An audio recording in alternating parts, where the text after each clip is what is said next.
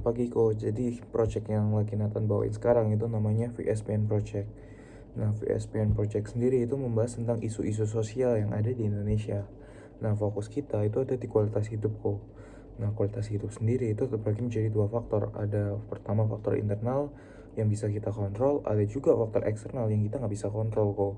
Nah, contoh dari faktor eksternal seperti orang yang buang sampah sembarangan, pencemaran lingkungan, pencemaran udara, yang akhirnya membuat mungkin lingkungan di sekitar kita itu cukup memprihatinkan ya kok. Nah, tapi ada juga yang bisa kita kontrol kok. Nah, contohnya itu makanan yang kita konsumsi sehari-hari. Nah, koko sendiri suka junk food atau healthy food kok. Oh, junk food ya kok. Ya sama sih kok, aku juga suka junk food. Tapi kok kalau aku boleh kasih saran, lebih baik diimbangi sama healthy foodnya kok. Nah, tapi kok tau gak sih, orang yang terlalu banyak pikiran atau stres itu bisa nyebabin gangguan imun, kanker, jantung, dan lain-lain kok. Tapi kok, permasalahan terbesar di Indonesia itu bukan itu kok. Permasalahan terbesar di Indonesia itu 80% penduduk Indonesia itu mengalami sakit dulu kok sebelum meninggal dunia. Ya, mungkin kalau aku bisa kasih contoh kok, di dalam satu keluarga ada 5 orang. 4 dari 5 orang ini kok itu terancam terkena penyakit dulu sebelum meninggal dunia. Rata-rata penyakit yang mereka kena itu seperti stroke, jantung, ginjal, kanker. Nah, menurut koko dari 4 penyakit ini mana yang paling bahaya kok? Oh, kanker ya kok.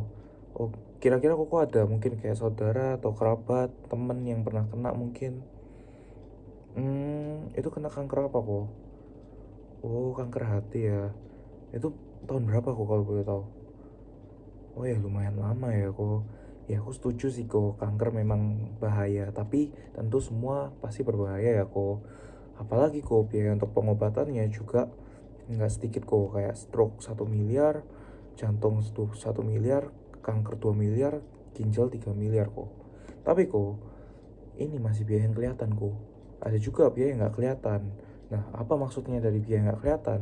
Mungkin kalau aku bisa kasih contoh kok, seperti bongkahan batu es ini kok. Di atas kelihatannya kecil, tapi kita nggak pernah tahu di bawahnya ini ternyata besar.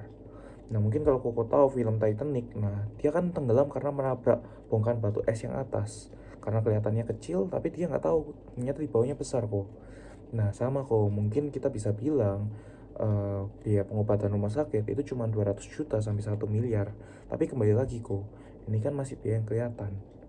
Nah, ada juga biaya yang nggak kelihatan. Misal nih kok, maksudnya apa? Orang yang udah terkena penyakit kanker kok biasanya rata-rata pengen melakukan pengobatan yang terbaik. Nah, pengobatan yang terbaik kok udah pasti ke luar negeri kok.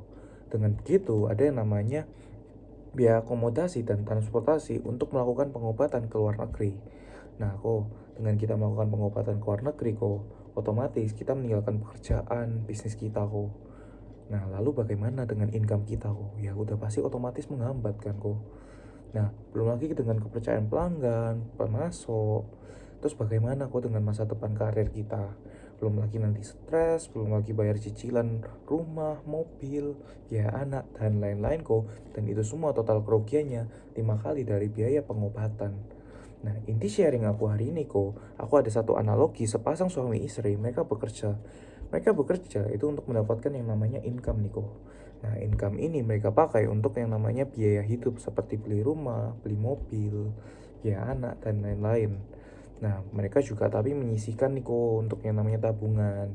Nah, tabungan sendiri kok itu terbagi menjadi 3. Yang pertama ada tabungan masa depan anak. Kedua ada tabungan dana darurat. Yang ketiga itu tabungan di masa tua atau dana pensiun. Dari 3 ini mana yang paling penting kok? Ya udah pasti penting semua lah ya kok. Dan untuk mengumpulkan ketiga tabungan ini itu membutuhkan waktu bertahun-tahun. Ya mungkin aku langsung masuk di contoh ya kok. Nah, let's say Bapak A umur 35 tahun tidak merokok kok. Bapak A ini punya uang kok. Uang ini dia tabung di bank. Di tahun pertama Bapak A nabung 3 juta per bulan. Di tahun kedua nabung 3 juta per bulan. Di tahun ketiga nabung 3 juta per bulan. Di tahun keempat tiba-tiba terkena penyakit kanker kok. Dan biaya rumah sakit yang keluar itu sebesar 1 miliar. Nah, menurut Koko nih, 1 miliar ini itu bisa di cover nggak sama bank? Ya tentu nggak bisa kok. Akhirnya solusinya apa kok? Solusinya mau nggak mau jual aset seperti rumah, mobil. Tapi kalau ditanya kok, masa rela sih jual rumah atau aset yang udah kita miliki? Ya nggak rela sih kok. Ya mungkin solusi lainnya pinjam saudara, pinjam kerabat. Tapi zaman sekarang kok pinjam 1 juta, 2 juta aja itu bisa bikin hubungan retak. Apalagi pinjam 1 miliar. Atau mungkin solusi lainnya nih kok, solusi terakhir nih kok, minta sumbangan di kitabisa.com. Tapi kok menurutku minta sumbangan di kitabisa.com itu masih belum menjadi solusi kok. Karena untuk mengumpulkan dana 1 miliar itu pasti membutuhkan waktu bertahun-tahun kok.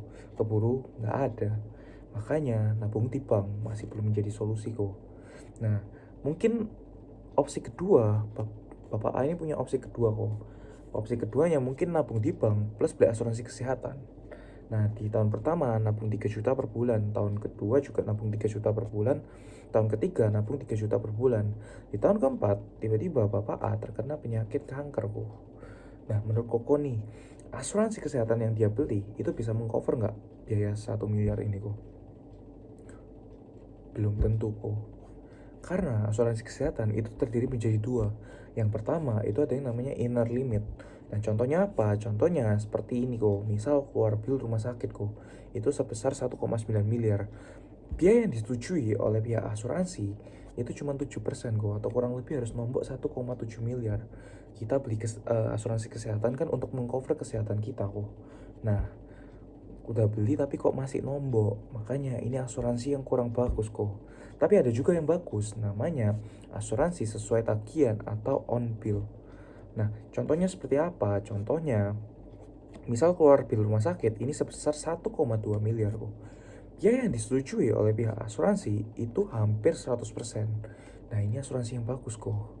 Nah Koko sendiri itu udah pakai asuransi atau belum kok? Oh udah kak. Itu ikut di mana kok? Ikut di biro.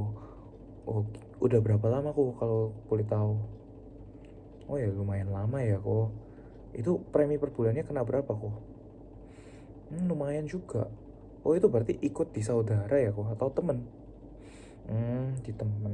Ya bagus lah kok. Berarti kok udah open minded sama insurance. Karena nggak semua orang itu open minded kok sama insurance kok. Ya aku izin lanjut ya kok.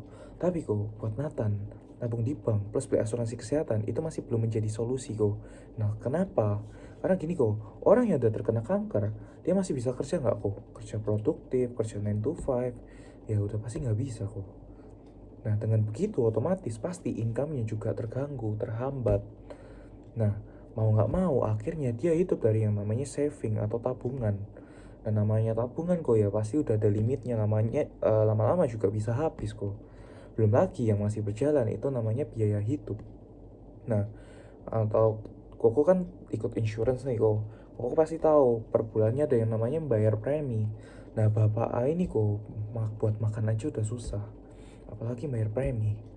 Makanya buat Nathan nabung di bank plus beli asuransi kesehatan itu masih menjadi solusi kok. Nah solusinya apa? Solusinya itu di program yang Nathan lagi kembangin sekarang kok, namanya Financial Stability Program atau kita singkat biasanya FSP kok. Nah di FSP ini kok sama kok, Bapak A di tahun pertama itu nabung 3 juta per bulan. Di tahun kedua Bapak A juga nabung 3 juta per bulan.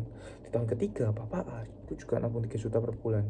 Tiba-tiba kok di tahun keempat Bapak A terkena penyakit kanker dan keluar bil sebesar 1 miliar. Biaya 1 miliar ini kita cover sama seperti asuransi-asuransi pada umumnya dong ya kok. Nah terus keunggulan program ini apa? Keunggulan program ini kita kasih uang 1 M cash. Nah kenapa kok kita kasih uang 1 M cash? Karena gini kok kembali lagi, orang yang udah terkena kanker dia bisa kerja nggak kok kira-kira? Nggak bisa kok. Terus income-nya ya udah pasti terhambat. Belum lagi biaya hidupnya masih berjalan kan kok. Nah, kita kasih uang 1 M cash ini itu untuk biaya hidupnya kok. Seperti mungkin bayar cicilan rumah, cicilan mobil, dan lain-lain kok.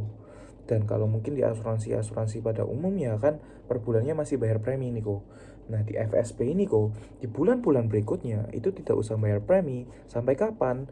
Sampai usia 65 tahun dan itu dijamin kok. Karena buat apa kita kasih uang 1 M cash ke Koko? Kalau misal di bulan-bulan berikutnya kok jangan lupa ya bayar iuran premi per bulannya. Ya kita sama aja minta 1 M ini kembali secara pelan-pelan ya kok. Ya kita nggak mau kayak gitu kok. Kita pure kasih uang 1 M cash ini itu untuk keberlangsungan hidupnya Koko. Nah Makanya namanya Financial Stability Program, untuk menstabilitaskan financial seseorang. Ya let's say deh kok Bapak A ini udah melakukan pengobatan 1 tahun 2 tahun, tiba-tiba terjadi komplikasi dan meninggal dunia kok. Kita kasih uang 1 M cash lagi, ini untuk keluarga yang ditinggalkan, untuk istri, untuk anak-anaknya. Ya memang sih kok 1 M ini nggak berarti buat nyawa seseorang, tapi at least kok Bapak A ini pergi meninggalkan warisan kok, bukan meninggalkan utang. Atau let's say deh kok Tuhan kasih kesempatan kedua untuk Bapak A. Bapak A ini sembuh total, sel kankernya hilang kok. Nah tapi waktu pulang dari pekerjaan kok, Bapak A ini kecelakaan. Kita kasih uang 1 M cash lagi, dan kita kasih yang namanya kartu sakti. Nah kartu sakti itu apa? Kartu sakti itu biaya rawat inap di seluruh rumah sakit Asia dengan fasilitas one bed plus kamar mandi dalam itu cashless dan on bill. Jadi koko tinggal datang ke rumah sakit, nggak perlu antri, tinggal kasih kartu, udah langsung masuk. Nah, menurut Koko, dari 3 penjelasan yang Nathan jelasin, mana yang paling bagus kok? Yang pertama nabung di bank, yang kedua nabung di bank plus beli asuransi kesehatan, yang ketiga di FSP kok.